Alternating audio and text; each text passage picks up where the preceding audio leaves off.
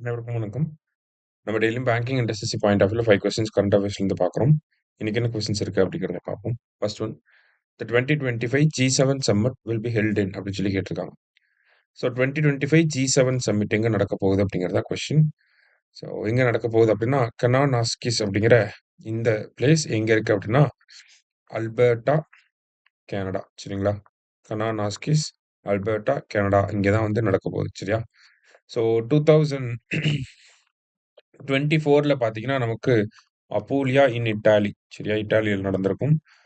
அடுத்தது வந்து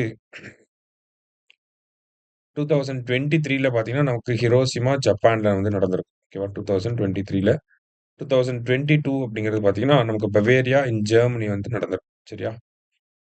ஸோ இதுதான் நமக்கு கரெக்ட் ஆன்சர் ஆப்ஷன் சி. சரியா? கனானாஸ்கிஸ், அல்பர்ட்டா, கனடா. ஓகேவா?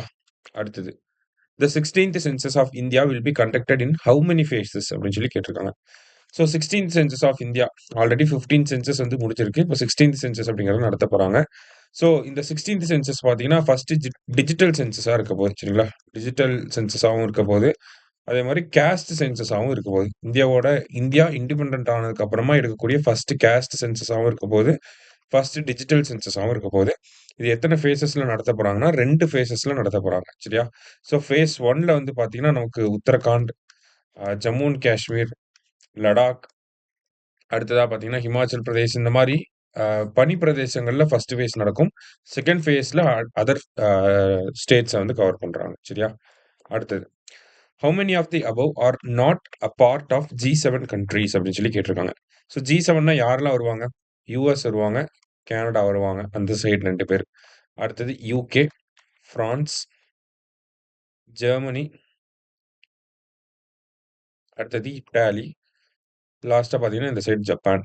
சரியா? இவங்க தான் 7 கண்ட்ரீஸ். 1, 2, 3, 4, 5, 6, 7.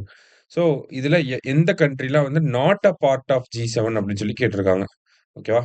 இப்ப நமக்கு ரஷ்யா தான் it is not a part of G7. Russia வராது. மீதி 3 வரும். சரிங்களா? அப்ப ஒன்லி 1 அப்படிங்கிறது தான் கரெக்ட் ஆன்சர். ரஷ்யா முன்னாடி இருந்தப்ப G8ன்னு இருந்துச்சு. அப்புறமா 2014ல இருந்து ரஷ்யாவ வெளிய அனுப்பியிருப்பாங்க. ஏன்னா கிரீமியா அப்படிங்கிற பிளேஸ ரஷ்யா அனெக்ஸ் பண்ணியிருப்பாங்க. உக்ரைன்ல கிரீமியா அப்படிங்கிற பிளேஸ். கிரைமியா அப்படின்னு சொல்லி சொல்லுவாங்க. சரியா?